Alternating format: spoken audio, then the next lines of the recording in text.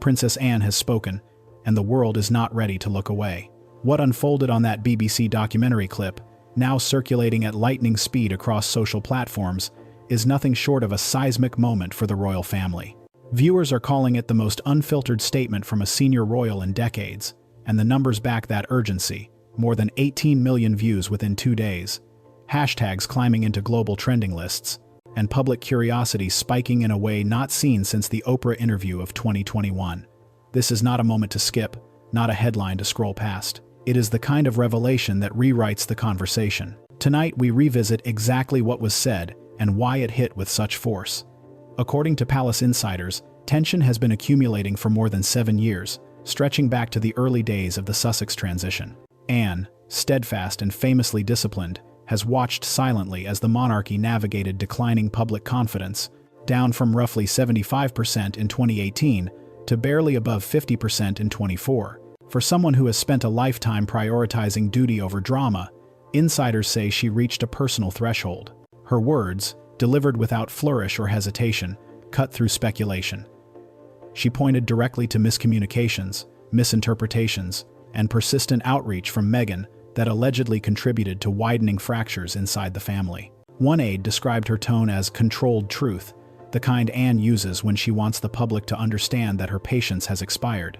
Analysts note that her timing is deliberate, arriving as the institution faces scrutiny, generational skepticism, and record-low unity polls. And yet, despite the firmness of her message, the implications extend far beyond a single statement. The question now is why Anne chose to break her silence at this exact moment, and what internal documents and behind-the-scenes accounts pushed her to step forward.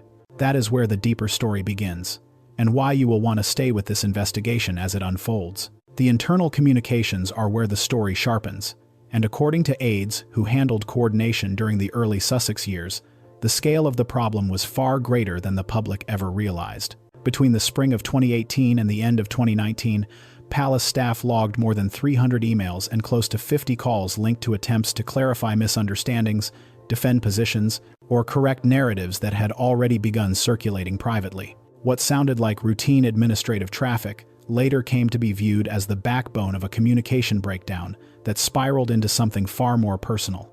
Insiders who worked in the correspondence unit at the time recall a pattern: messages arriving late at night, threads escalating quickly, and phrases from senior royals being repeated back in altered tone. One former staffer describes it as noise that drowned out intention. According to this source, a single email from mid-October 2018, referenced internally as the turning point, contained a retelling of Princess Anne's remarks so sharpened that it could not have resembled her original tone. That, they say, was the moment senior figures realized misinterpretations were becoming structural. Observers looking back highlight the environment in which these exchanges occurred. The arrival of Meghan brought an unprecedented media surge, with royal-related content increasing by more than 200% across major British outlets. Under that pressure, the palace created what one communications consultant calls a crisis buffer group, designed to track narratives before they reached broadcast scale. Yet even that system struggled as competing interpretations flowed between households. Experts in royal history argue that misunderstandings often emerge not from the content itself, but from emotional framing, especially during periods when public attention is at its peak. In this case, insiders say every small misalignment grew louder, sharper, and eventually damaging. And with the release of Princess Anne's candid clip reigniting questions, attention now shifts to the first meeting that many believe set the tone for all that followed, a conversation brief in duration, but lasting in consequence. That first meeting has become almost mythologized inside royal circles, but those who were present insist the reality was far more revealing than the public ever knew. According to internal scheduling notes from the year 2018, the introductory conversation between Princess Anne and Meghan Markle lasted just under 20 minutes, noticeably shorter than the usual half-hour mentoring brief traditionally offered to new members entering active royal duty. At the time, it drew little attention. In hindsight, insiders describe it as the quiet collision that foreshadowed every later misunderstanding. Those familiar with the exchange recall a stark contrast in expectations. Anne, shaped by more than 5 decades of service and an annual workload that consistently exceeded 400 engagements, approached the meeting with her characteristic directness. She outlined the rhythm of royal life as she understood it: preparation, punctuality, immersion, and a commitment that allowed little room for personal narrative building. Meghan, coming from a career that rewarded individual voice and strategic visibility, reportedly viewed the role through the lens of impact and advocacy. One former advisor says the energy in the room felt polite but out of alignment from the first minute. The most discussed moment, according to an aide who reviewed post-meeting notes, came when Anne stated firmly that the monarchy was not a platform, but a service. The phrase, simple yet loaded, allegedly caught Meghan off guard. Those close to the situation say she expected guidance on shaping initiatives. Instead, she was met with a framework built on tradition rather than innovation. That gap in philosophy, small in the moment, widened over time as each side interpreted the other through their own values. Analysts observing the renewed debate suggest this meeting planted the earliest seeds of the rift, not through hostility, but through difference. And now, as Anne's recent remarks resurface, attention moves to how these early misalignments ultimately spread to the relationships surrounding Harry, William, and Catherine, deepening the divide that still resonates today. The earliest cracks did not stay contained between Anne and Meghan. They widened quickly once the surrounding relationships came under strain. According to those who tracked family dynamics during the period between late 2018 and early 2020, the communication gaps began to pull at the bonds connecting Harry to William, Catherine, and even to Anne herself. Public polling from YouGov in 2024 showed nearly 70% of Britons believed the brothers were unlikely to reconcile, and insiders argue this perception grew directly from the steady buildup of misunderstandings that filtered through private conversations. Those close to Kensington Palace recall a noticeable shift after a series of high-pressure moments. The bridesmaid dress disagreement, the staff complaints investigation, and the differing accounts emerging in interviews and documentaries. Sources emphasize that these incidents were rarely explosive on their own. Instead, they accumulated weight each time a retelling landed differently than the original intent. One senior aide says the problem was not the events themselves, but how every account came back amplified. Another notes that William, under increasing pressure as future king, became deeply protective of the institution and increasingly wary of media narratives attached to his brother. Maybe seven died a Seth. According to a communications staffer who worked between the households, internal notes from several briefings indicate that Princess Anne's practical advice to Harry was repeated to him in altered tone, sometimes shifting from caution to criticism. Those distortions, however unintentional, fueled the sense that family members were speaking past one another. Catherine, known for her steadier, quieter style, found herself referenced publicly in ways that friends say did not match her private behavior. The cumulative effect, according to experts in family systems, created what they describe as a relationship echo chamber, where every interpretation carried more emotional weight than the initial discussion. With the recent resurfacing of Anne's candid remarks, analysts are revisiting these years with renewed scrutiny, asking how a pattern of misalignment managed to reshape the very core of royal unity.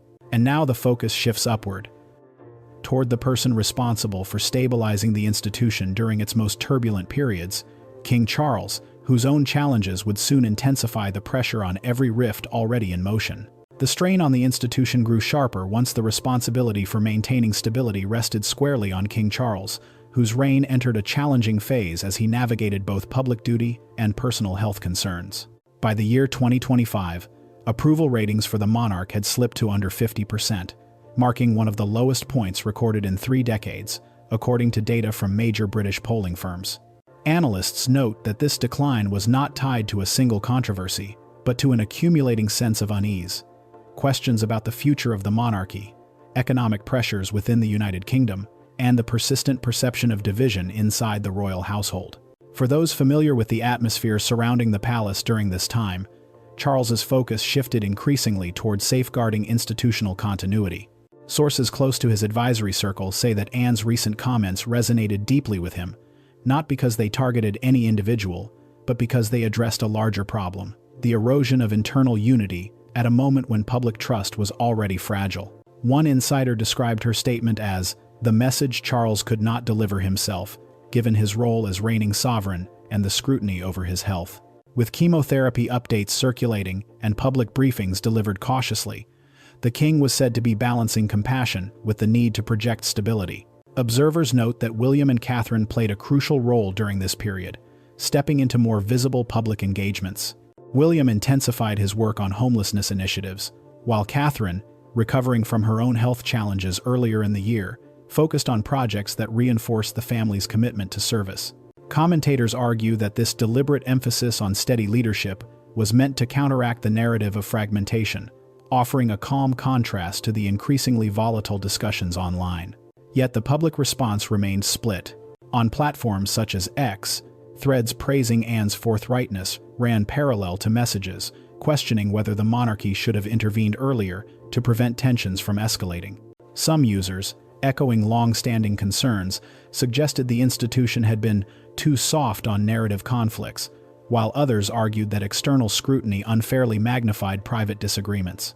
Within this landscape, Anne's remarks act as both revelation and warning. Her decision to speak suggests an acknowledgement that internal discussions were no longer sufficient. Analysts believe her intervention was intended to shift both public perception and internal accountability, signaling a call for recalibration at the highest level. As attention now turns to Meghan's silence and whether she will choose to address the allegations directly, the question becomes what direction the story will take next. Public attention has now moved to the question everyone is asking: what happens next? And how far will the aftershocks of Anne's revelation travel? In the days following the clip's explosive circulation, analysts, commentators, and palace observers have mapped out several possible trajectories, each with consequences not only for the individuals involved, but for the public perception of the monarchy itself. Surveys conducted throughout the year 2025 show a divided landscape. Just over half of respondents believe the Sussexes should no longer be involved in national ceremonial events, while nearly 40% say reconciliation remains possible if handled with transparency and care. These figures reveal a nation torn between fatigue and hope, and a global audience watching with equal intensity. Meghan's silence has become a story of its own. Her recent social media posts, including images featuring Queen Anne's lace flowers, have prompted speculation across forums and royal commentary channels. Some insiders interpret the posts as subtle messaging, an attempt to position herself within the narrative without issuing a formal response. Others argue she is preparing to address the allegations directly, possibly through a controlled medium, such as a podcast episode or a carefully crafted statement. A senior public relations strategist suggests the next move will be decisive for how the narrative stabilizes, emphasizing that any response will need to balance personal perspective with sensitivity to public sentiment. Meanwhile, conversations across digital communities, from Facebook groups to Reddit threads, reveal intense engagement. Supporters of Anne frame her remarks as overdue truth-telling from one of the monarchy's most disciplined figures. Supporters of Meghan counter that the conversation risks reducing complex relationships to simplified interpretations. This debate underscores a deeper reality. Modern royal narratives are now shaped as much by online discourse as by official statements. Historians observing the moment point to parallels with past royal rifts, yet note that the digital era amplifies every sentiment, making resolution both more urgent and more delicate. Across expert panels, three likely paths are discussed: a measured reconciliation marked by private mediation, a continued distancing that solidifies separate public identities, or a renewed media cycle should Meghan choose to speak candidly. Each scenario carries implications, but one truth remains constant: the world is watching, and the stakes are undeniably high. Thank you for staying with this investigation. If you want to follow every update as this story continues to unfold, remember to like, subscribe, and stay tuned for the next chapter.